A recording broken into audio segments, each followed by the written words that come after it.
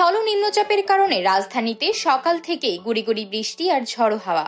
রোববারের সকালের আকাশ কালো ও মেঘলা। এই স্থল গভীর নিম্নচাপের প্রভাবে সারা দেশে গত 2 দিনে বিশেষ করে চট্টগ্রাম বিভাগে অতি ভারী বর্ষণ হয়েছে। এর মধ্যে কক্সবাজারে চলতি মৌসুমে সর্বোচ্চ বৃষ্টিপাতের রেকর্ড করা হয়েছে।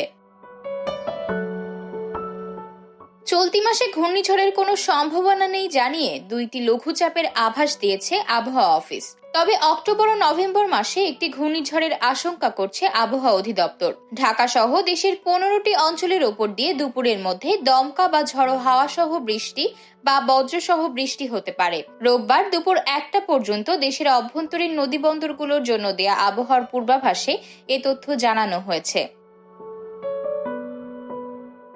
এতে বলা হয়েছে, রাজশাহী, পাবনা, বগুড়া, টাঙ্গাইল, ঢাকা, ফরিদপুর, যশোর, কুষ্টিয়া, খুলনা, বরিশাল, পটুয়াখালী, নোয়াখালী, কুমিল্লা, চট্টগ্রাম এবং কক্সবাজার অঞ্চলের ওপর দিয়ে দক্ষিণ বা দক্ষিণ পূর্ব দিক থেকে ঘন্টায় 45 থেকে 60 কিলোমিটার বেগে অস্থায়ীভাবে দমকা বা ঝড়ো হাওয়া সহ বৃষ্টি বা বজ্রসহ বৃষ্টি হতে পারে। এসব এলাকার নদীবন্দরকে 1 নম্বর সতর্ক সংকেত দেখাতে বলা হয়েছে।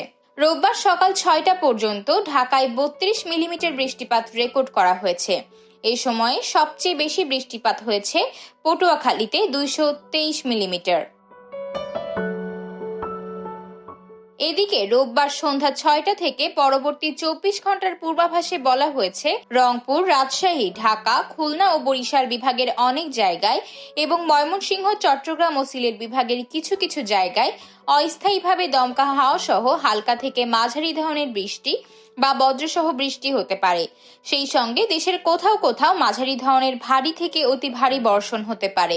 এছাড়া সারা দেশে দিন ও রাতের তাপমাত্রা সামান্য বৃদ্ধি পেতে পারে।